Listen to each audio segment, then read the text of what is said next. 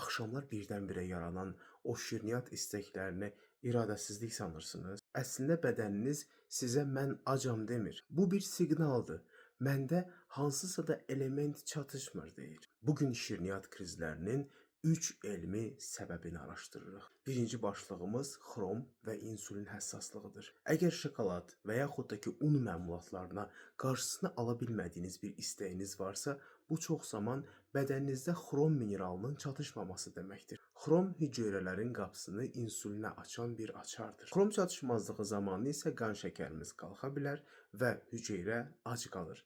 Beyin isə siqnal göndərir ki, mənə şəkər lazımdır. İkinci başlığımız isə maqneziumla şokoladın əlaqəsidir. Xüsusilə hormonal dövrlərində xanımların şokolada istəyi artır.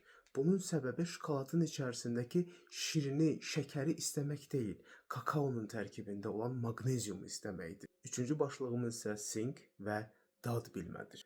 Əgər hər şey sizə dadsız gəlirsə, dadı ancaq çox şəkərli olan məhsullardan ala bilirsinizsə, bu sink çatışmazlığından xəbər verə bilər. Sink dad reseptorlarının normal şəkildə fəaliyyəti üçün gərəkli bir mineraldır. O çatışmayanda isə bədən dad bilmək üçün daha güclü bir stimul tələb eləyir, yəni şəkər.